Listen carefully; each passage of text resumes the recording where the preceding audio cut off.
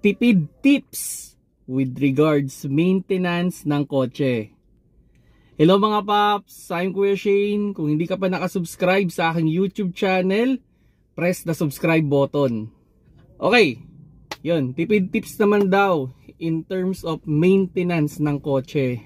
Well, ang pinaka-tipid tips talaga yan, kayo mismo yung magme-maintenance ng inyong sasakyan.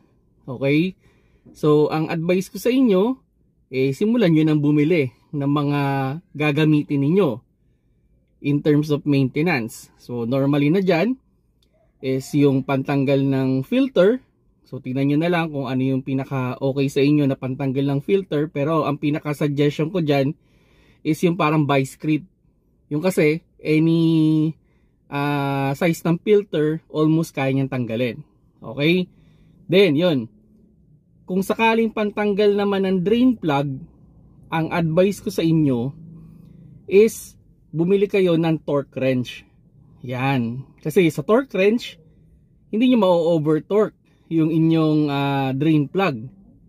Then yun, ngayon sa online napakaraming mabibiling mga oil, filter, spacer. So yun, check nyo na lang kung ano yung pinaka legit dyan. Actually ako personally bumibili nga ako ng oil sa online na kasi ang laki talaga nung natitipid ko So yun, pero syempre dapat maging diligence na lang tayo sa pag-check kung legit ba yung oil na bibili natin. So yun yung pinaka kasi syempre maintenance, change oil naman talaga din yan, 'di ba? So check nyo na lang kung ano yung pinaka legit na oil na mura syempre. Kasi may mga may mga shop naman diyan na okay na talagang legit yung binebenta. Okay, then yun sa in terms of filter. Yan. Sa filter marami ring peke. Pero may mga legit store naman diyan na pwede rin kayong bilhan ng original. Actually, pwede rin bilhin yan sa mga gas station, yung oil, yung engine oil, pwede naman yan. Yung filter naman, pwede rin naman sa mga auto shop. Yan. Tapos yan, yung mga air filter, yan, cabin filter, yan, maganda sa online yung na binibili kasi napakalaki talaga nung matitipid ninyo. Minsan nga halos kalahati yung presyo, yung sa online halimbawa yung oil filter nasa lang, mga 150. Pag binili mo sa labas, 250 na.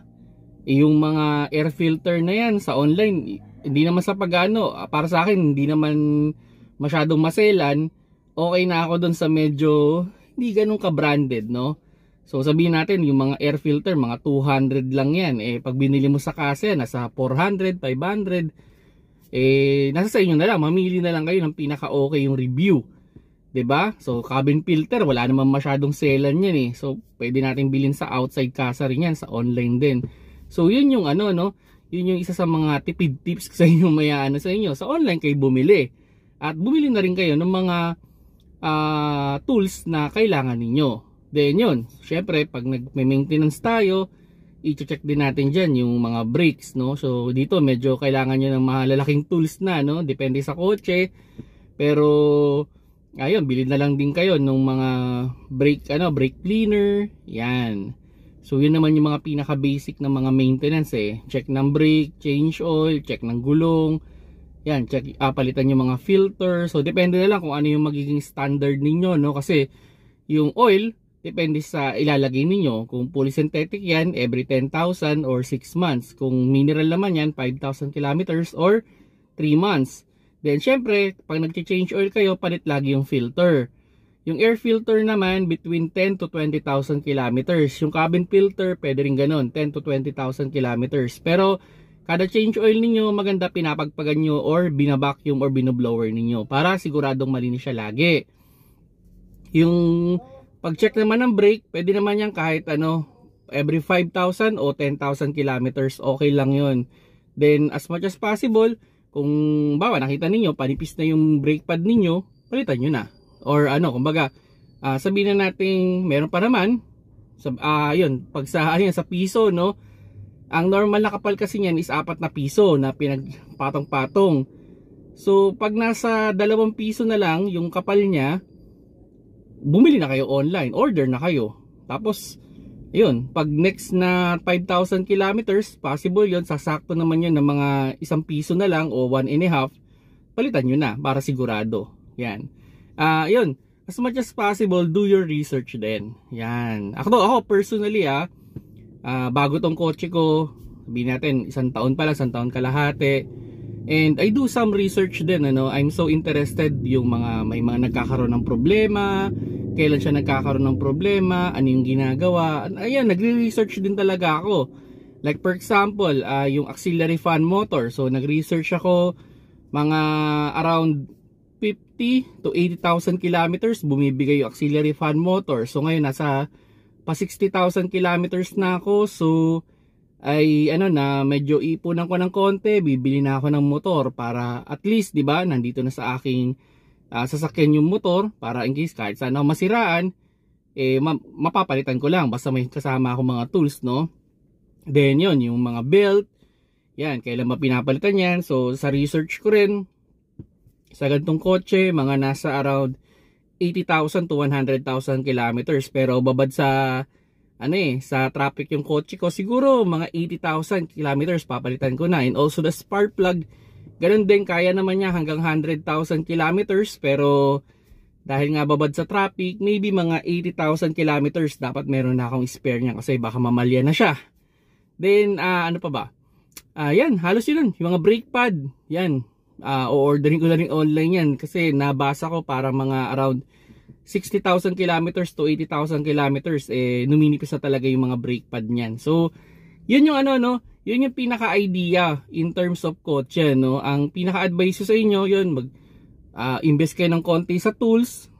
Nasa sa inyo na lang kung ano yung tools na trip niyo. Kung pan-change oil lang, yun, pwede na yun. Yung torque wrench, tapos tingnan nyo kung ano yung drain plug na socket nun. Then, vice grip, halos okay na yan. Pwede nyo na ma-change oil yan. Then, pero yun, maganda yung isang set. Tapos may breaker bar. Yan. Pero dun sa mga nagdi-DIY torque wrench, ako lately ko lang na-appreciate kasi dati talaga mano-mano lang And eventually iba pa rin pag tino-torque wrench natin yung ating drain plug kasi pag kasi minsan hindi natin makontrol yung kamay natin minsan na-over-tight, minsan naman baka sobrang luwag. So better na natin, no, na may torque wrench tayo. So at least hindi tayo mag-aalala na over torque ko ba, na under torque ko ba. Then yun, yung mga parts na yan, meron ako mga stock.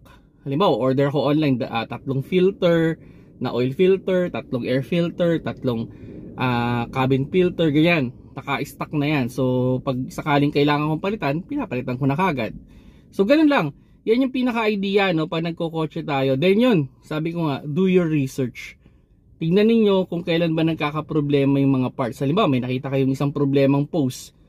Tanong kayo, Paps, kailan ba nagkaroon ng problema yan? Anong kilometers o anong taon? So, doon nyo i-assess. Tapos yun, pwede kayong mag-research, nyo na lang, i-average nyo na lang. Okay, marami palang bumibigay ng gantong kilometers or years. So, better na paghandaan nyo na yun. So, ganun lang yung pinaka-idea, no, para doon sa maintenance. No? Halimbawa, isa sa mga mahal na maintenance nito is yung transmission oil. Nag-cost siguro ka ng mga 4,000 pesos kasi 3,000 pesos na yung yung CVT oil, tapos 1,000 pesos mahigit pa yung yung filter niya. So roughly nasa 4,000 o 4,200 yung nagastos ko kasi bumili pa ako ng hose, bumili pa ako ng panel. So yan, ganyan yung mga ganyan tayo pag nagkakaroon ng kotse, dapat inuunahan na natin yung problema. At pinag-iipunan na rin natin kung ano yung mga posibleng magiging problema at pinapalitan na rin natin or inaayos natin para hindi tayo mag-cost ng malaki in the future. Kung nagustuhan nyo yung video, paki-like na lang mga paps.